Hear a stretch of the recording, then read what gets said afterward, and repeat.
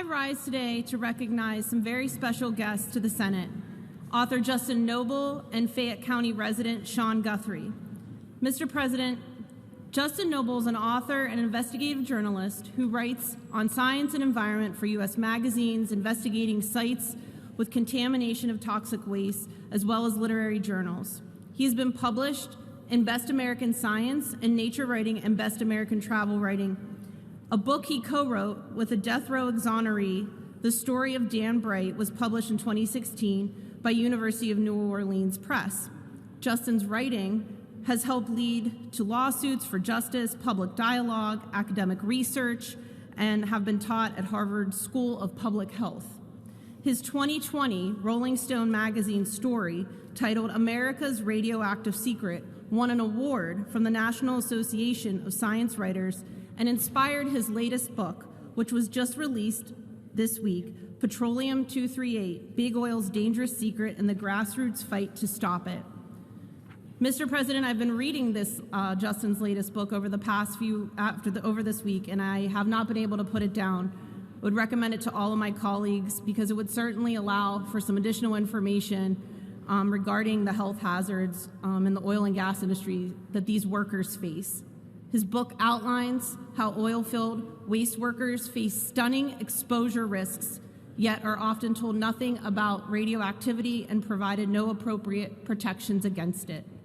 It includes stunning worker accounts to reveal that at some fracking waste treatment facilities, the industry has relied on workers recently released from prison and often addicted to drugs to do the horrifically dangerous work of, quote, treating radioactive oil field waste, yet granted those workers no appropriate knowledge on the dangers they are facing or protections against it.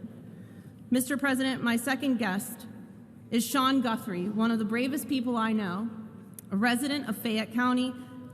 He also knows these dangers from frack waste working all too well. He worked for 10 years in the fracking waste industry, including at frack waste for treatment plants in Indiana, Pennsylvania, and another in Canonsburg, south of Pittsburgh. He also worked at the notorious Fairmont Brine facility in Fairmont, West Virginia, which has documented an ongoing radioactivity releases into the soil, water, and air. When Sean took his first job in the fracking waste hauling business in 2009, he knew nothing about the industry. But now, nearly after a decade of working in the fracking waste industry, he understands the job was leading him and his co-workers into a living radioactive nightmare. Sean now suffers from a range of health issues and has seen 2 of his former co-workers die from cancer. Mr. President, both Justin and Sean are here today to talk about the dangers of this toxic radioactive waste that it presents to workers all across the states, including Pennsylvania, where oil and gas operations occur. Also in the gallery are Dr. Yuri Gorby, a geomicrobiology expert who assisted with investigating the Fairmont Brine facility where Mr. Guthrie worked, as well as Jill Hunkler, founder of Ohio Valley Allies and a self-proclaimed fracking refugee, assisting workers in making sure that they're heard. I encourage all of my colleagues to attend our press conference later today and also to look into Justin's book. Even if you don't think it's your cup of tea, it's a highly recommended read to make us better policymakers and to help protect workers from these dangerous harms.